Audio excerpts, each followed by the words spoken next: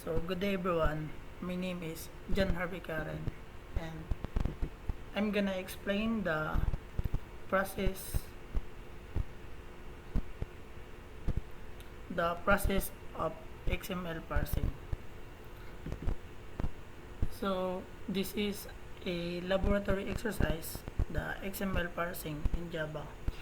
And the objective of this exercise is the students will be able to understand XML structure and its usage. The students will be able to read and parse an XML file in Java and extract and modify data from an XML document.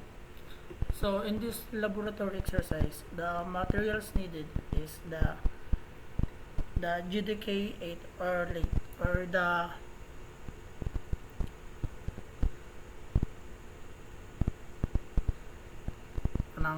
kanang pinaka-latest, and an IDE, Eclipse, IntelliJ or VS Code with Java extension, and sample XML file student.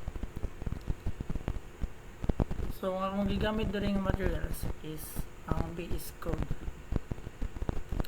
Step 1, create an XML file. So sa step 1 is we're gonna create an XML file nga nag-contain og records sa mga student.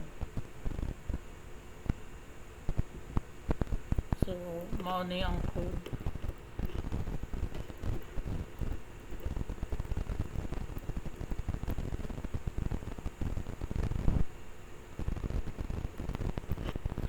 So kani students.xml, and kani nga code is mao ni ang nasa build A, which is ako lang gi-copy and gi-paste na dito.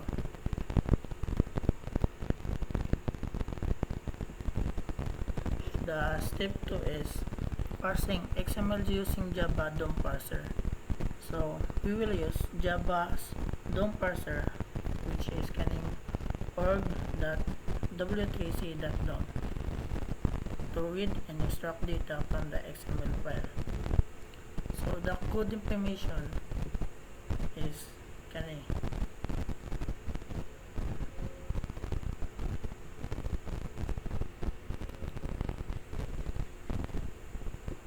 na code.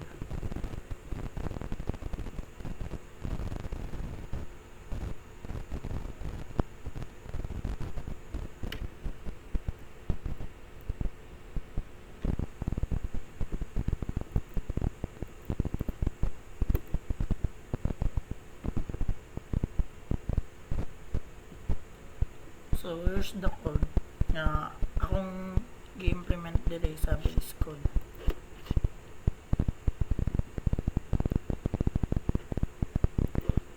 And the step 3 is running the Java program.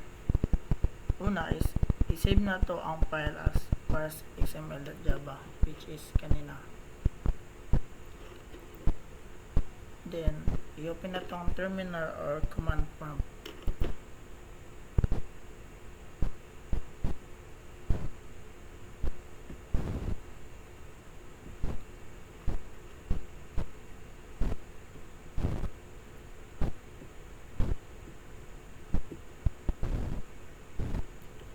So money ang output. Student ID number 1 o yung student ID number 2, which is si John Doe o si Jane Smith. And the step 4 is we gonna modify the XML, and let's add a new student to the XML file and save the changes. So modify na to ang parse xml.java using this code.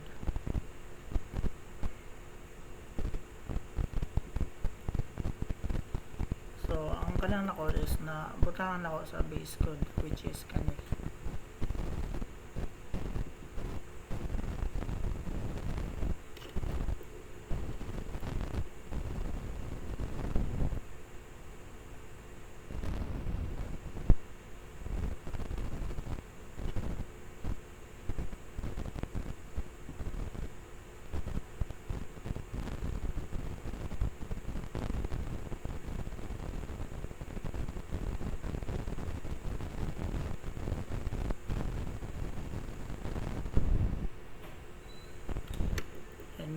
expected output is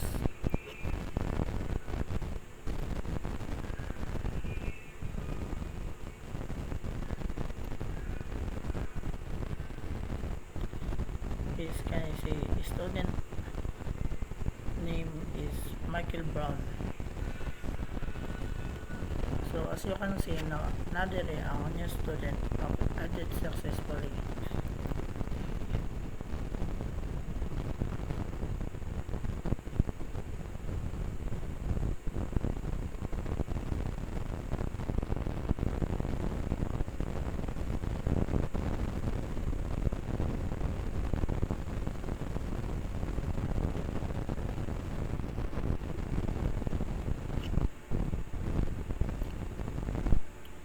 So nakalimutan din ako ang kaning GDK atong tanawon ang akong na-download nga version.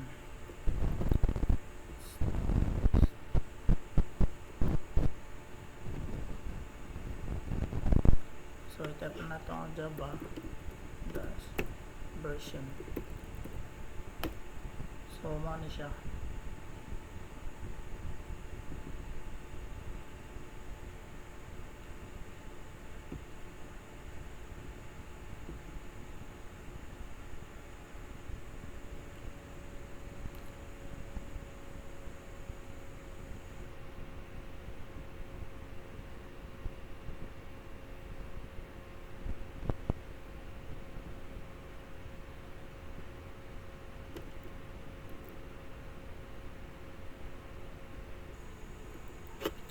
Tanong din na to if ang atong gi-implement nga code is na-save ba siya sa file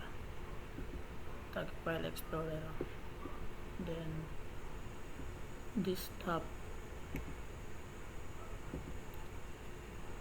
So ara